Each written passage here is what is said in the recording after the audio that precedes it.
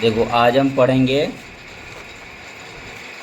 Back to basis. इसके पहले हमने पढ़ लिया था और कुछ ही बहुत छोटा टॉपिक है, इसको ख़त्म करेंगे फटाफट। देखो ये इंस्क्रिप्शन है, ठीक है। ये इंस्क्रिप्शन है, इंस्क्रिप्शन को कैसे डेसिफर किया वो हम लोग को पढ़ना है। तो back to basis, deciphering of Brahmi script. देखो इसमें क्या लिखा गया है ये पूरे पैराग्राफ में कि जो पहले यूरोपियन स्कॉलर थे और पंडित लोग थे, उन लोग क्या किए, पहले देवनागरी स्क्रिप्ट को पढ़े, देवनागरी स्क्रिप्ट और बंगाली स्क्रिप्ट को पढ़े और उससे इन लोगों ने डिराइव किया ब्राह्मी स्क्रिप्ट, ना कि ब्राह्मी स्क्रिप्ट को से डिराइव किया ये नहीं। पहले हिंदी स्क्रिप्ट, देवनागरी स्क्रिप्ट जो को हिंदी स्क्रिप्ट को हम लोग हिंदी लिखते देवनागरी स्क्रिप्ट में, और बंगाली स्क्रिप्ट को पढ़ के उन्होंने ब्राह्मी स्क्रिप्ट को डिराइव कर दिया, ठीक है। इस तरीके से हम लोग को ब्राह्मी स्क्रिप्ट का ज्ञान हुआ और जेएम प्रिंसिप 1838 में ये इंस्क्रिप्शन को डेसिफर कर लिया, ठीक है। उसको पूरा पढ़ लिया। और इनिशियली क्या लगता था लोगों को कि ये जो इंस्क्रिप्शन है ना ये संस्कृत में लिखा गया, लेकिन ये संस्कृत में नहीं लिखा गया था, ये प्राकृत लैंग्वेज में लिखा गया था, ठीक है। इस तरीके से हमारा डेसिफर हो गया ब्राह्मी स्क्रिप्ट। अब देखो खारोस्ती स्क्रिप्ट कैसे रीड किया गया। तो इंडो ग्रीक जो अपना कॉइन निकालते थे ना, वो ग्रीक लैंग्वेज में निकालते थे, ठीक है। वो ग्रीक लैंग्वेज में और खारोस्ती स्क्रिप्ट में लिखते थे। तो जिसको यूरोपियन स्कॉलर को ग्रीक पढ़ने आता था ना, वो पहले ग्रीक पढ़ लिए, उसके बाद फिर उसको कंपेयर किए खारोस्ती से।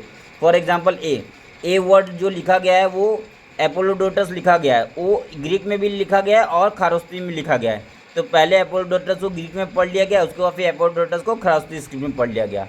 इस तरीके से जेम प्रिंसेप ने खारोस्ती स्क्रिप्ट को भी रीड किया, और लैंग्वेज ऑफ द खारोस्ती स्क्रिप्ट क्या था, प्राकृत था। समझ गए। उसके बाद फिर देखो ये पैराग्राफ में क्या लिखा गया, historian evidence from the inscription. इसमें लिखा गया है कि अशोक को देवनम पिया टाइटल लेता था अशोक अपने इंस्क्रिप्शन में, और पियादसी, देवनम पिया मतलब बिलव्ड ऑफ द गॉड, और पियादसी मतलब प्लीजेंट टू बिहोल्ड। लेकिन ऐसा हम लोग को 4 इंस्क्रिप्शन मिला है जहाँ पे अशोक देवनम पिया और पियादसी टाइटल नहीं लेता था। वो 4 क्या है, मस्की, उदय गोलम और नित्तूर, और एक और है वो आप मेरे को कमेंट करके बताओगे, ठीक है। मस्की, उदय गोलम, नित्तूर और एक और है, एक और क्या है, गुर्जर है, ठीक है। एक और क्या है, गुर्जर है, ठीक है। मैं बता दिया आपको, अब आप चारों याद रखोगे, ठीक है। इसमें क्या है, अशोक का इंस्क्रिप्शन में अशोक लिखा गया है ये चारों इंस्क्रिप्शन में, ठीक है। तो after examining the inscription finding इस बहुत सारे एग्जामिंग के इंस्क्रिप्शन, उसमें पता चला कि जिसमें कंटेंट, स्टाइल, लैंग्वेज, पेलियोनोग्राफी है, इपिग्राफिस्ट लोग ने फिर बोला कि ये सेम रूलर ने इसको इंस्क्राइब किया है ये इंस्क्रिप्शन को, ठीक है। उसके बाद फिर देखो अशोक अपने इंस्क्रिप्शन में लिखते हैं कि मेरे पहले कोई रिपोर्टर नहीं था मेरे किंगडम में, और मैंने फर्स्ट टाइम रिपोर्टर लाया और उसका नाम क्या था, प्रतिवेदका। ये क्या था, रिपोर्टर था जो अशोक को खाते टाइम कभी भी अशोक का रिपोर्ट करेगा, ये प्रतिवेदिका, ठीक है। तो अशोक ने ये बोला था कि मैंने किंगडम में फर्स्ट टाइम प्रतिवेदिका फर्स्ट टाइम लाया था, और मेरे पहले कोई प्रतिवेदिका नहीं लाया था। तो हिस्टोरियन बोलते हैं क्या ये सच है, क्या ये सही है, क्या अशोक ने ये ऐसा लिखा है अपने इंस्क्रिप्शन, क्या ये सही लिखा है। तो कभी कभी इंस्क्रिप्शन की बातों को सच माना भी नहीं जाता था और कभी कभी सच माना जाता था। तो ये सब चीज़ें हम लोग को ये पैराग्राफ में लिखा हुआ है, ठीक है। अब हम लोग देखते हैं,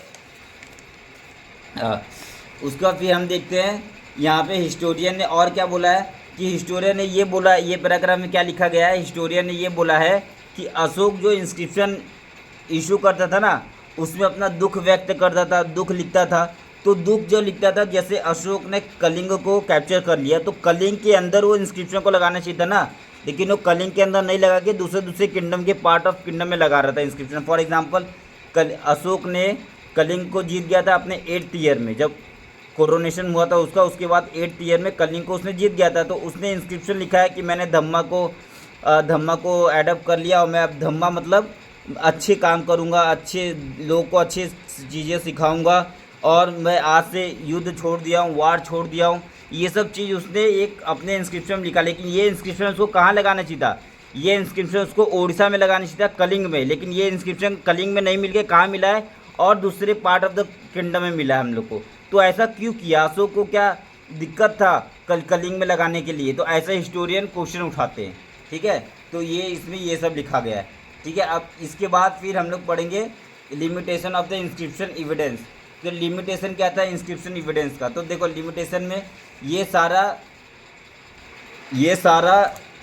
जो लिमिटेशन है वो मैं आपको एक पेज में लाके बता रहा हूँ, जो कि मैं आपको यहाँ पे बता रहा हूँ। ठीक है, लिमिटेशन ऑफ इंस्क्रिप्शन क्या है, जो इंस्क्रिप्शन पे जो लेटर लिखे रहते थे ना, आर वेरी फ्रेंडली एंग्रेव्ड, बहुत ही बहुत इतना अच्छे से एंग्रेव नहीं थे वो, बहुत ही लाइटली एंग्रेव थे। तो लेटर आर वेरी लाइटली एंग्रेव्ड, ठीक है, फ्रेंडली एंग्रेव्ड। उसका फिर कुछ इंस्क्रिप्शन तो डैमेज हो गए थे, उसके लेटर आर मिसिंग, उसके लेटर और मिसिंग थे डैमेज।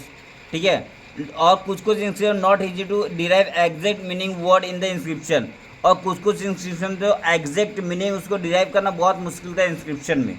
ठीक है, उसका 1000 of inscription were deciphered but they were not decipher publish और ट्रांसलेटेड।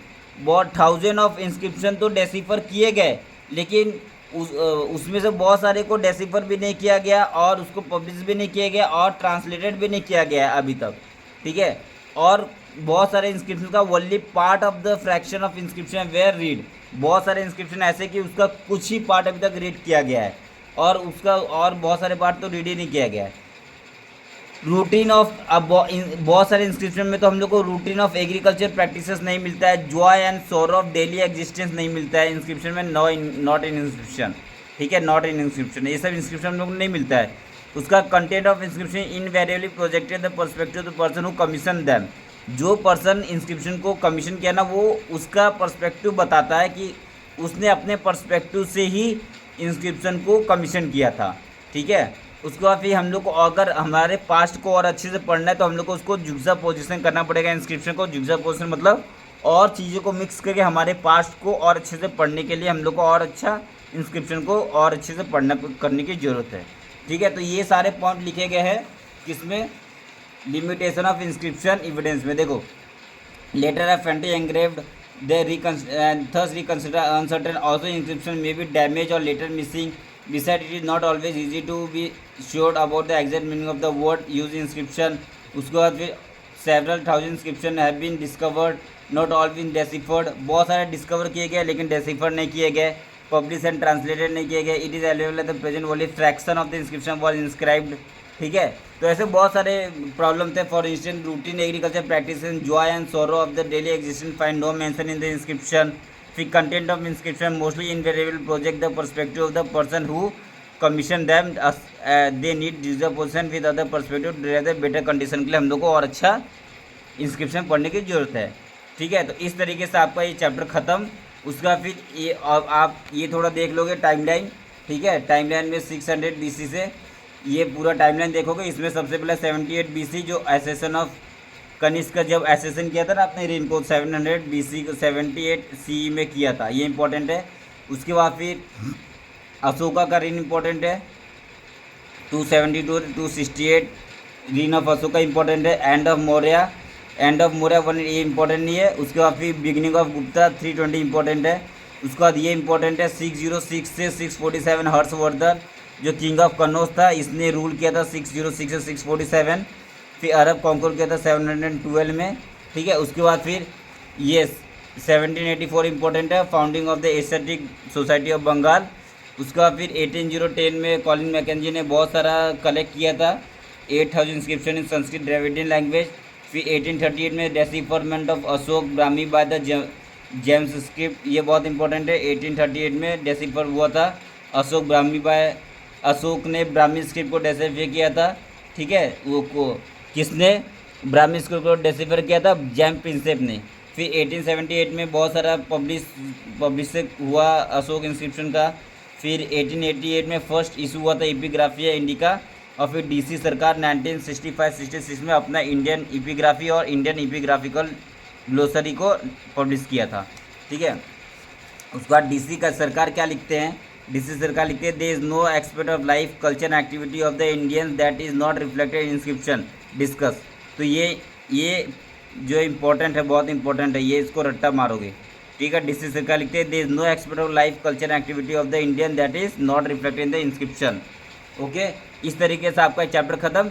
नेक्स्ट क्लास में हम पढ़ेंगे theme 3 kingship caste and the class. Okay, thank you.